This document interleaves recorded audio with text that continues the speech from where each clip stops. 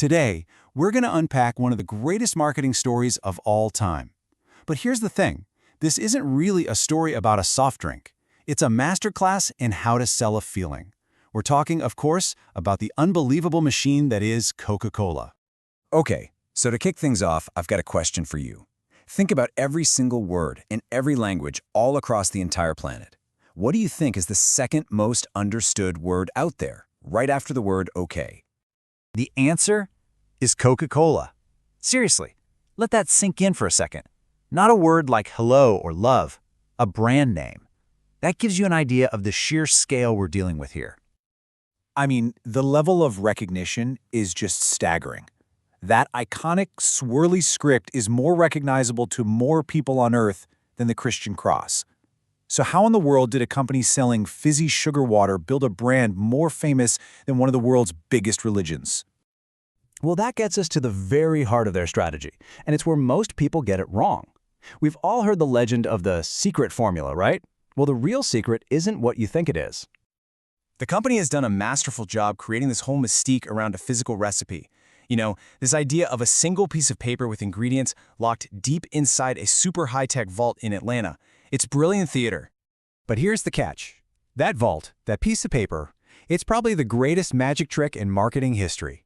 The real secret was never about what's in the bottle. It was always the formula for how they sell the idea of the bottle. And this is the absolute key.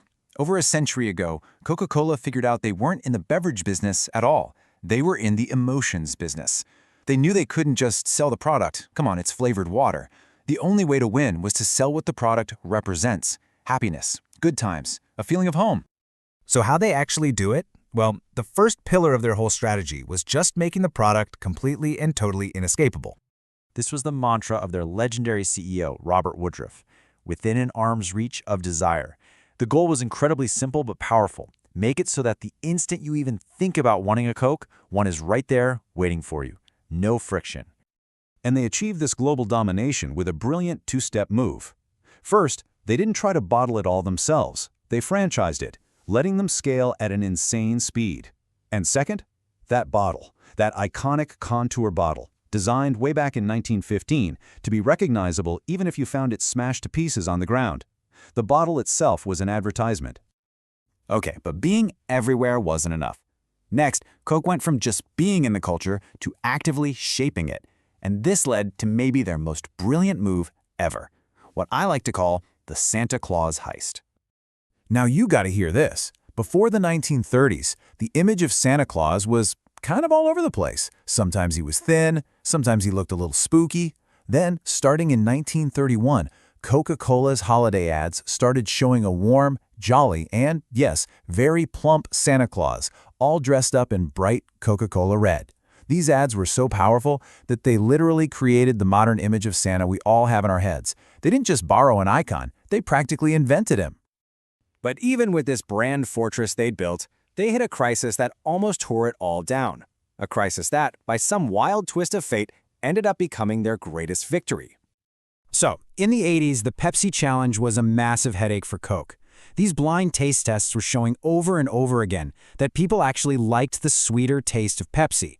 For a company built on a secret formula, this was a disaster. It created total panic inside the company. So in what seemed like a logical move to fight back, they did the one thing nobody thought was possible. In 1985, they got rid of their 100-year-old recipe and launched New Coke, a sweeter version made to beat Pepsi at its own game. And the public reaction was, well, it was a firestorm. People were outraged. They felt betrayed. I'm serious, protest groups were forming. The company was getting flooded with thousands of angry phone calls a day. It was a national catastrophe for them. The backlash was so fast and so furious that the company had to slam on the brakes. After just 79 days, they folded. New Coke was gone, and the original formula came back, now called Coca-Cola Classic. And here is the big lesson from all this.